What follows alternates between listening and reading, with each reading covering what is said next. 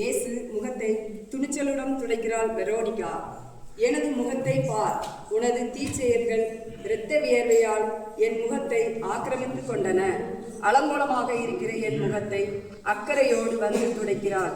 Veronica எனும் இந்த இளம்பெண் படை வீரர்களை கண்டு அவர் அஞ்சு நடுங்கவில்லை, பயப்படவில்லை.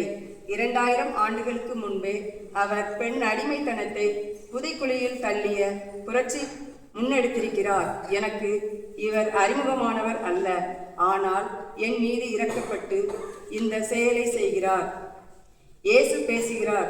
இரக்கம் குணம் கொண்டவர்களை ஈவு இரக்கமின்றி கடை திண்ணைகளில் அமர்ந்து கொண்டு உன் கழிவு கதைகளால் விமர்சனம் செய்வதை என்னால் பொறுத்து கொள்ள முடியவில்லை.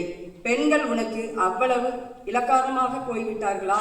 பொதுநல பணிகளிலும் ஆலய பணிகளிலும் ஆர்வத்தோடு உழைக்க இரக்க குணத்துடன் முன்வரும் பெண்களை உன் அழுக்கு வார்த்தைகளால் எப்படியெல்லாம் பேசுகிறாய்? அவர்களின் நற்பெயர்களை கெடுக்கிறாய். அப்பா, அன்பான பெண்களை அவதூறாக பேசுவதை எப்போது நிறுத்தப் போகிறாய்? உன் உணர்வுகளை புரிந்து கொண்டது போல் நீ எப்போது உனக்கு அடித்திருப்பவர்களின் உணர்வுகளை புரிந்து கொள்ளப் போகிறாய்? நீ விமர்சனம் செய்த ஒவ்வொரு மனிதரும் நான் தான்.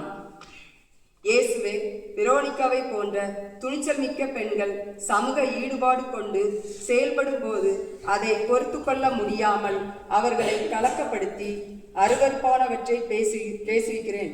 உனக்கு உதவிய வெரோனிகாவை போல் இன்று சமூகத்தில் உள்ள பெண்களை கண்ணியமாக நடத்த இனி முயற்சி செய்வேன்.